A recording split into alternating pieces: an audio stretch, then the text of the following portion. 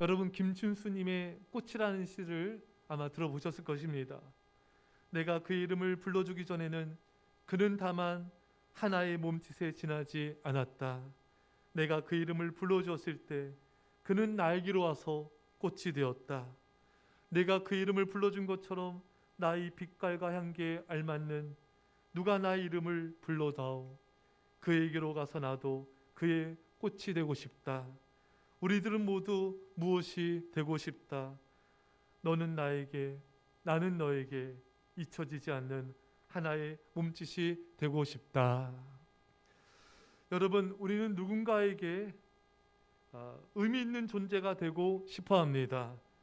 누군가가 나를 잊지 않고 기억해 주길, 나를 사랑해 주기를, 나를 소중히 여겨 주길 바랍니다. 여러분, 한 사람이라도 자신을 믿어주는 사람이 있으면 그 사람은 결코 자살하지 않는다고 합니다. 한 사람이라도 나를 정말 소중히 여겨주고 사랑해주는 사람이 있다면 삶을 살아감에 있어 얼마나 큰 힘이 되겠습니까? 정말 날 사랑해주고 아껴주는 친구 한 사람만 있어도 그 사람은 성공한 인생이라고 하지 않습니까? 그런 의미에서 여러분과 저는요, 성공한 인생들입니다. 왜 그렇습니까? 우리를 너무나 사랑하고 아껴주는 분이 계시기 때문이죠. 바로 예수님인 것입니다. 오늘 본문에 제사장이 나옵니다. 그분은 바로 우리의 영원한 대제사장이신 예수님을 상징합니다. 제사장이 입는 옷 겉옷에 조끼 같은 옷이 에봇인데 그 에봇 위에 판결 흉패를 거기다 박아 넣습니다. 판결 흉패에는 금색, 청색, 자색, 홍색 실로 짜서 만든 그런 천조각, 귀한 천조각입니다. 이 판결 흉패 위에다가 이제 12보석을 새겨 네 줄로 박아 넣게 되는 것이죠. 그 12보석은 바로 이스라엘 12지파의 이름이 그 보석에 또 새겨지는 것입니다. 여러분, 오늘 본문이 그걸 말하고 있습니다. 이 보석들은 이스라엘 아들들의 이름대로 12띠라 보석마다 12지파의 한 이름씩 도장을 새기는 법으로 새기고, 할렐루야. 여러분, 예수님의 가슴에는 이스라엘 백성들의 이름들이 새겨져 있습니다. 즉 예수님의 가슴에는요, 여러분과 저도 새겨져 있습니다. 예수님은 우리를 보석처럼 너무나 소중히 여겨주신 것입니다. 그런데 오늘 본문을 잘 들여다보면요, 보석마다 12지파의 한 이름씩 도장을 새기는 법으로 새기고, 여러분, 예수님은요 그 12보석에다가 12지파 이름을 한 사람 한 사람씩 다 새겨 놓으셨습니다. 예수님은 보석으로 나를 여겨주시고 나를 당신의 가슴에 새겨 놓으신 것입니다. 여러분, 이제 우리는 내가 누군지 알 수가 있어요. 나는 누구입니까? 예수님의 가슴에 보석으로 새겨진 자인 것입니다. 그것이 바로 나란 존재입니다. 얼마나 우리가 소중한 존재가 되었습니까? 얼마나 나란 자가 소중한 존재인 것입니까? 예수님은 보석처럼 나를 귀하게 여겨주십니다. 오늘 본문을 한 이름씩 예수님에게는 나 한 사람이 중요한 거예요. 하나님은 나를 어떻게 생각하시는가? 어거스틴이 말합니다. 하나님은 이 세상 모든 사람을 사랑하시되 이 세상에 나 혼자뿐인 것처럼 나를 사랑하십니다. 여러분, 하나님은 우리를 모두 사랑하세요. 근데 이 세상에 나 혼자 존재하는 것처럼 그렇게 우리를 소중하게 사랑하시는 것입니다. 예수님은 당신의 가슴에 나의 이름을 새겨 넣으셨을 뿐만 아니라 내 이름을 불러주십니다. 요한복음 10장 3절에 문지기는 그를 위하여 문을 열고 양은 그의 음성을 듣나니 그가 자기 양의 이름을 각각 불러 인도하여 내느니라. 여러분, 예수님은 우리 모두의 이름을 아시고요, 각각 우리의 이름을 불러주십니다. 여러분, 예수님은요 여러분의 이름을 아세요. 그리고 우리 한 사람 한 사람의 이름을 불러주십니다. 세상은 내가 누군지 몰라도 예수님은 내 이름을 불러주십니다. 예수님이 나를 아신다, 내 이름을 불러주신다. 얼마나 놀라운 사랑입니까?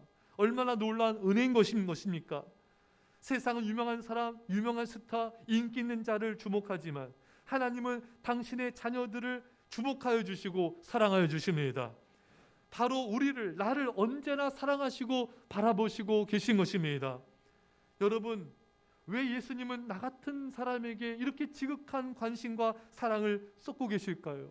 이해할 수 없는 사랑이 아닐 수가 없습니다. 그런데 많은 성도들은요, 하나님이 나를 이토록 귀하게 여기고 너무나 사랑하고 계시는데 이걸 잘 모를 때가 많아요. 일평생 이것을 모르고 죽는 사람들도 많습니다. 참 이것은 불행한 일이 아닐 수가 없습니다. 사랑하는 여러분, 하나님은 나를 반짝반짝 빛나는 보석 같은 존재로 생각하십니다. 얼마나 귀하게 여기신지 몰라요. 근데 사람들은 자신을 반짝반짝 빛나는 보석으로 잘 생각하지 않습니다. 그러니까 하나님이 나를 바라보는 시각과 내가 나를 바라보는 시각이 너무나 괴리감이 큰 것입니다. 왜 그럴까요?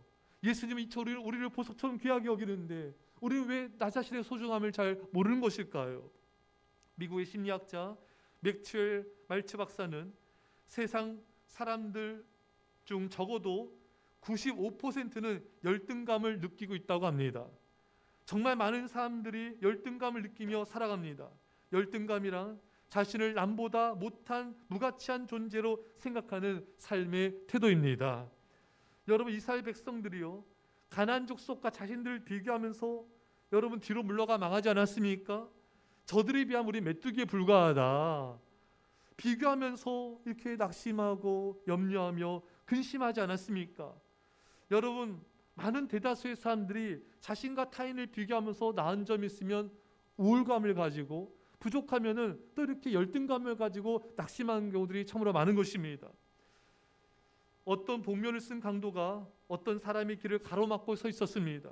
그 강도는 계속 자기의 앞길을 방해하고 괴롭혔습니다. 그래서 도대체 이 인간이 누구인가, 그 복면을 벗겨보았더니 글쎄 바로 자기 자신이더라는 것입니다.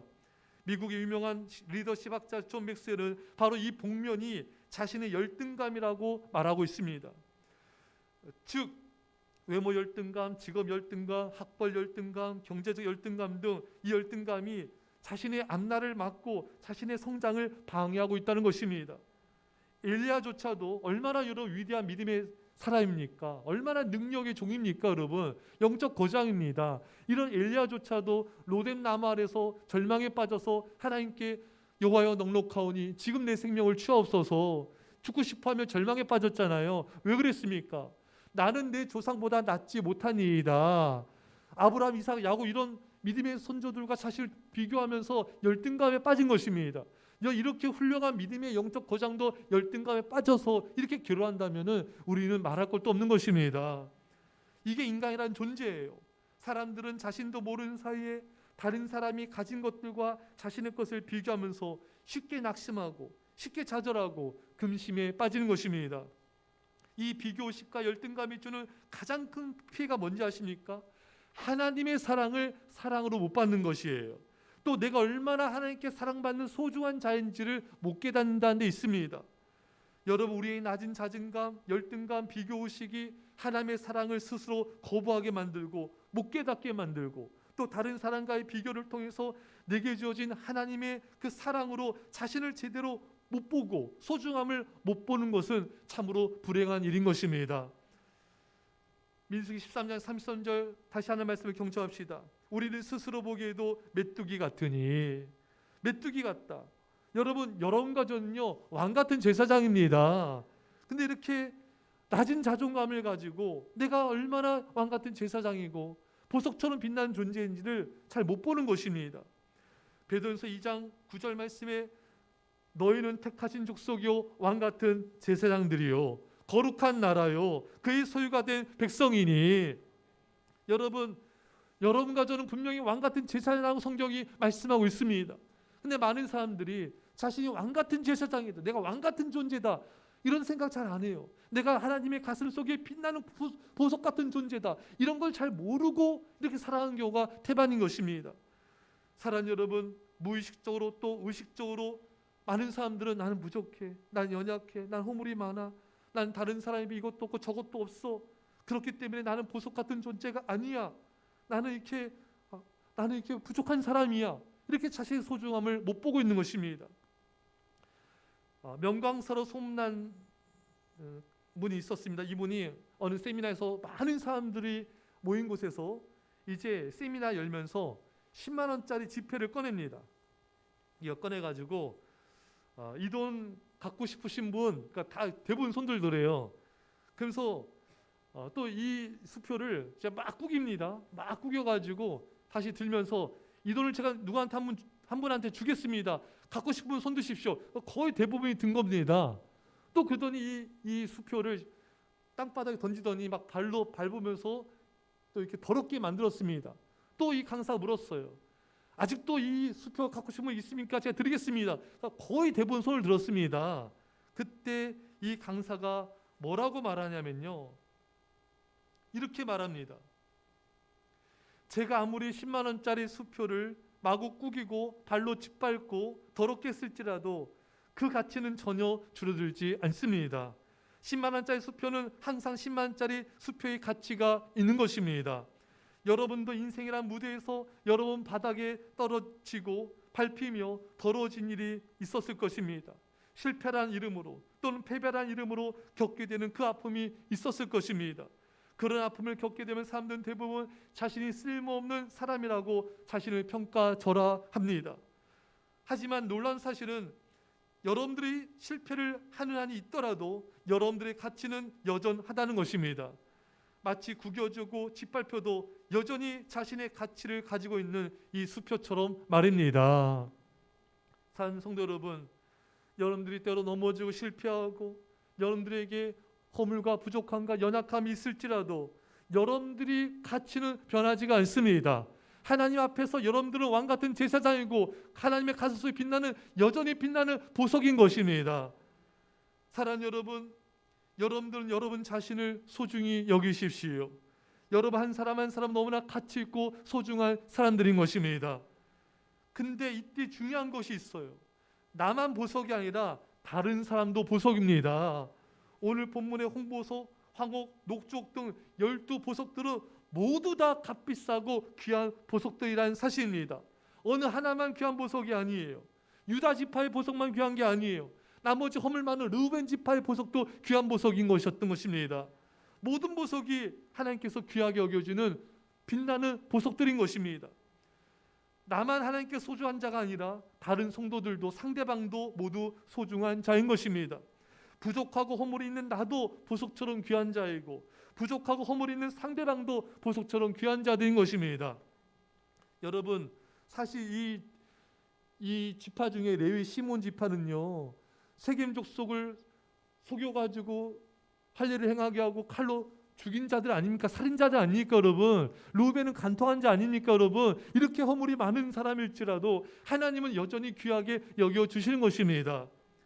그런데 우리는 그 보석처럼 빛나는 반짝임을 못 보고 허물과 부족함, 연약함을 바라보면서 자신의 빛남도 못 보고 상대방의 빛남도 못 볼 때가 너무나 많은 것입니다. 많은 부모님들이 참 요즘 아이들 이렇게 참 어려움들이 또 많이 있잖아요 여러분. 요즘 중고등학생들, 초등학생들조차도 막 게임에 빠져 있고 이런 자녀들 볼 때 부모님들이 벌써 한숨이 나오죠 여러분. 어쩌려고 저러나. 도대체 너는 누굴 닮아? 여러분, 보석 같은 존재입니다. 여러분, 근데 그런 겉모습을 보면서 많은 이들이 그 보석 같은 소중함을 못 보고 오히려 보석 같은 소중함을 깎아내리는 그런 말과 행동을 할 때가 많은 것입니다. 자녀들이 자신의 보석인 줄 모르고 또 이렇게 우리가 대할 때가 너무나 많은 거예요. 사랑하는 성도 여러분, 보석처럼 대하십시오. 예, 아이들한테 소리치고 야단친다고 해서 애들 될 일이 아니에요. 여러분, 정말 애들 사랑하는 마음으로 또 격려해주고 칭찬해주고 또 책망도 온유함으로 해야 되는 것입니다. 그렇게 하면서 사랑한다 말해야지. 우리 부모님 날 사랑한다 느끼죠. 야단치고 막 소리치면요, 애들은 그 사랑한다를 잘 못 느낍니다. 여러분, 자존감이 굉장히 떨어지게 되는 거예요. 사랑 여러분, 부족하고 연약해도 보석입니다. 하나님께 너무나 소중한 거예요. 나도 상대방도 다 귀한 것입니다. 어릴 때부터 체구가 작고 그의 아버지가 누구인지도 몰랐던, 항상 동네에서 따돌림당하고 비웃음과 멸시를 받으며 자랐던, 그렇게 소년 시절을 겪고 있는 벤 후퍼라는 소년이 있었습니다.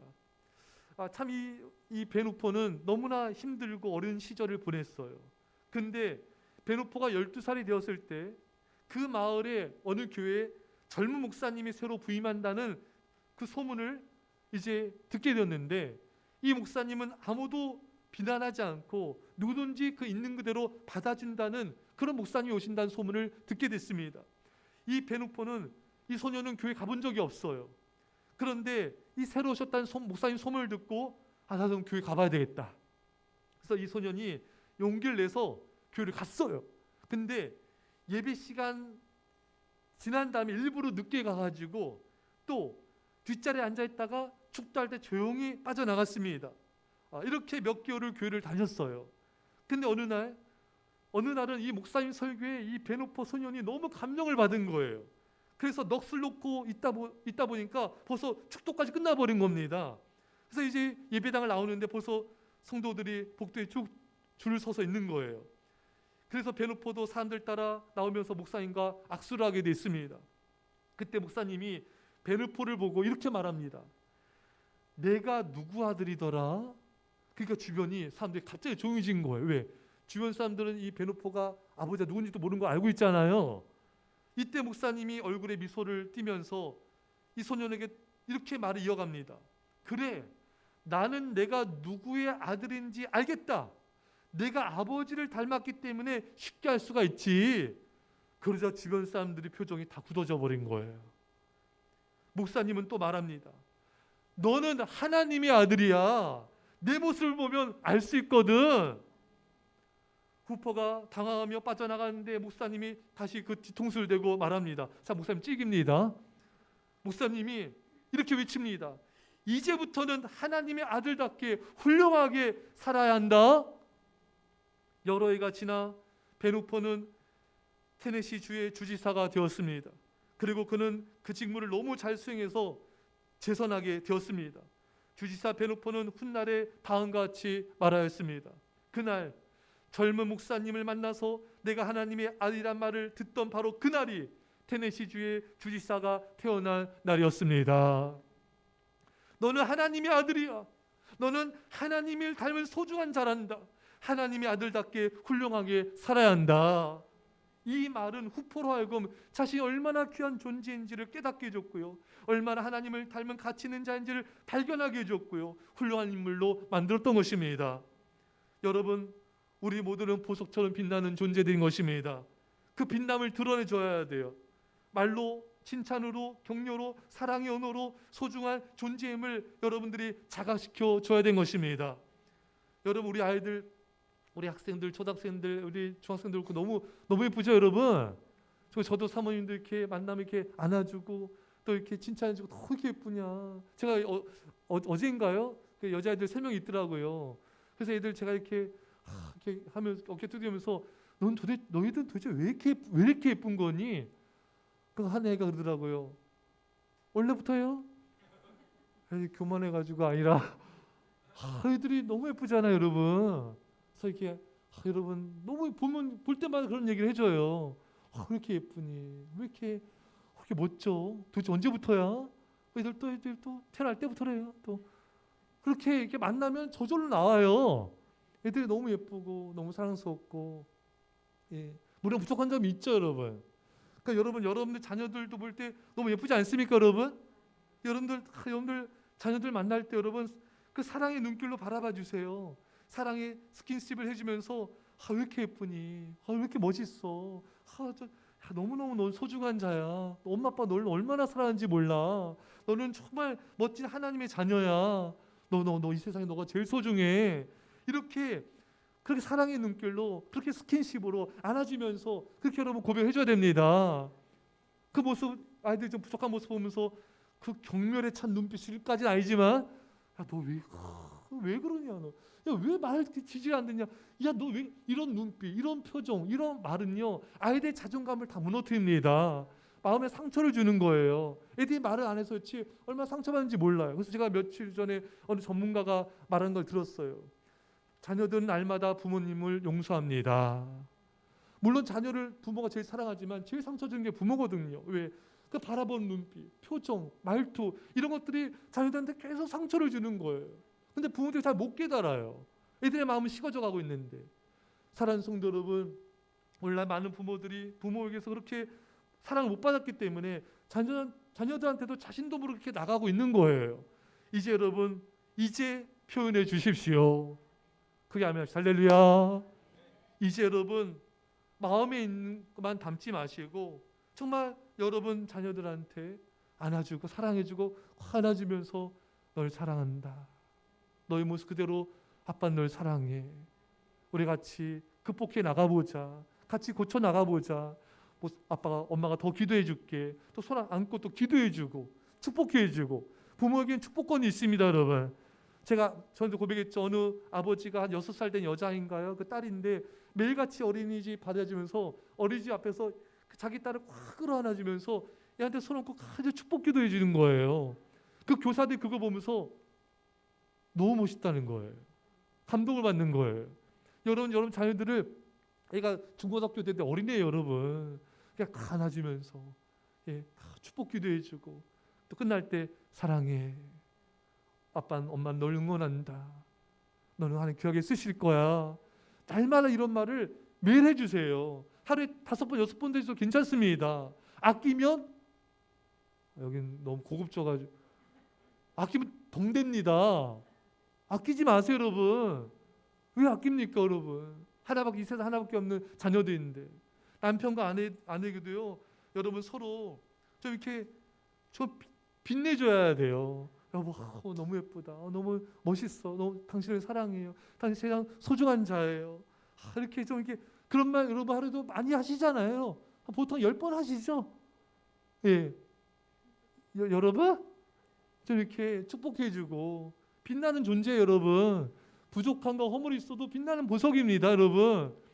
우리는 서로를 빛내줘야 돼요.